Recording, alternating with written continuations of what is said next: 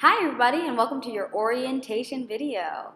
Alright, so we all know how we receive a shift on the ClickAShift app. Oh look, there goes a notification for a new opportunity. I'm going to go right on in here and look at the description and how much I'm paid, all the good details, and I'm going to go ahead and decide that I want to accept the shift by clicking the button on the left right here.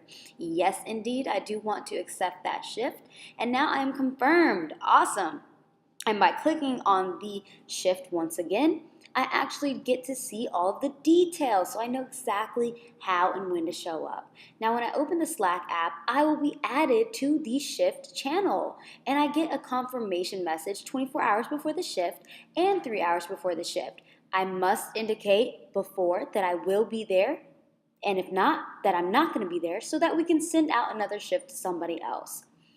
All right, and once that is confirmed, I do use Slack for other methods of communication with the shift manager. And after I've seen a message from the manager, I go ahead and indicate that I've seen it by liking that message. Awesome.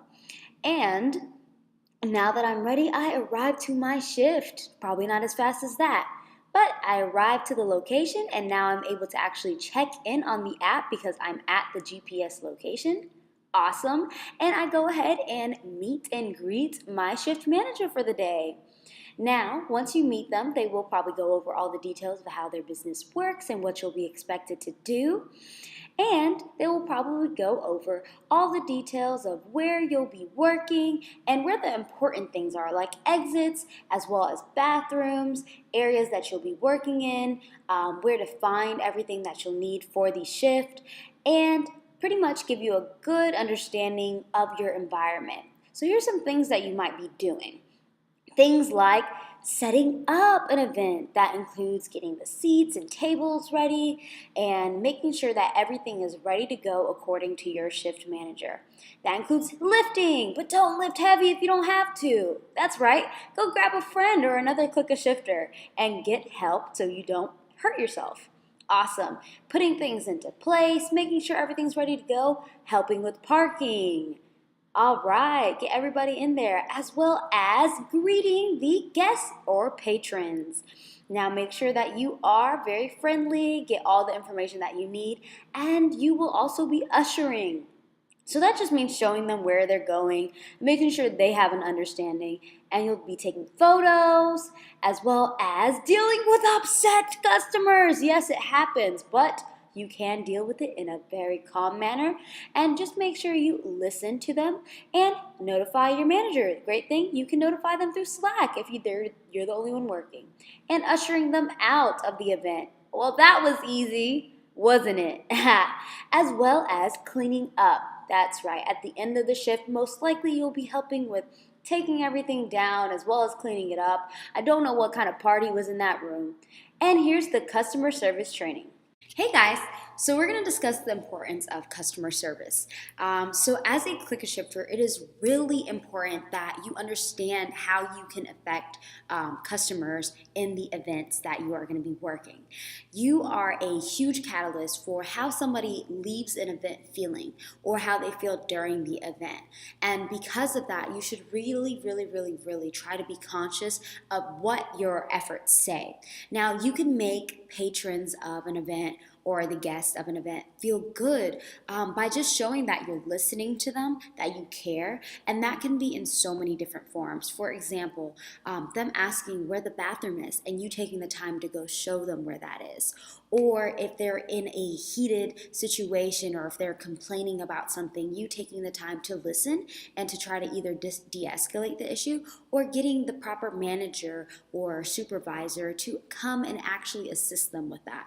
So making sure that the guests and the customers are happy is really important, not only for you to build your skills with people, but also it's really important for you to build the image for ClickAShift, because what you're essentially doing is you're setting the standard for positive feedback for ClickAShift.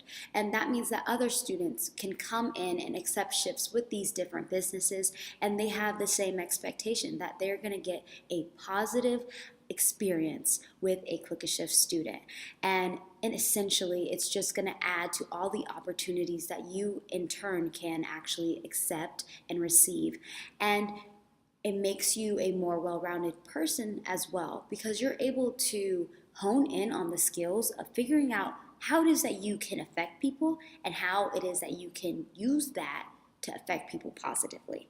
So when it comes to customer service, remember, think about the customer. Think about how your words, your actions affect them, and try to make that effect a positive one. Time for server training! All right. Caterer, banquet captain, or banquet manager should conduct a pre-shift meeting to identify assignments and duties. You should also be given a floor plan and/or table setting diagram. They may also have one table set as an example for the servers to mimic. If there is no pre-shift meeting, be sure you are aware of your assignments before you begin working.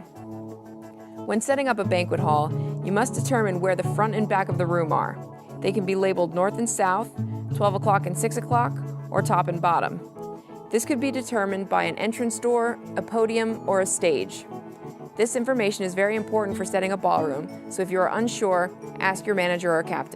Now, when you are serving your guest, always remember to introduce yourself and be very personable. They want to know who's going to be helping them for that day. And ask them, hey, would you like me to go ahead and put your napkin in your lap? And ask if anybody has allergies. Always safe than sorry, and let them know what's going to be on the menu or served that day. And when you're serving, serve from the left for all of the food. And when you are picking up plates, you're going to pick up plates from the right. So be sure to remember, serve from the left, pick up from the right. And always ask people if they're done before you pick up. And when you are serving them their drinks, you're going to be serving from the right. And remember to just always ask and see if somebody wants a refill. If you see their cup getting a little bit low, just be very conscious of the guests and the patrons for the day or evening. And remember, show the guests that you care. They love when you interact with them, and they love when you create an even more enjoyable experience for them. So just little niceties like checking on them. And this right here is how to lift a tray. Now, technique is very, very important so that you, one, don't hurt yourself, and two, don't drop any plates or dishes that could end up, one, hurting yourself. Now, pick it up from the bottom. Make sure you keep your back straight. You're lifting from your legs there. And you're going to put your palm in the center of the tray so that you are balanced. And you're going to walk with caution, of course. And that's going to actually give you the ability to make sure nothing slides off. Again, just practice that. Lifting from your back and your leg. Not lifting from your legs, not your back. And having your hands centered. It does take a bit of practice, so if you haven't had a chance to practice, make sure you do so at the beginning of a shift. And don't forget to check out on the app and leave your review, however many stars and whatever comments you may have. And you're all done. All right, now time for your quiz that is right below this video. Happy clicking!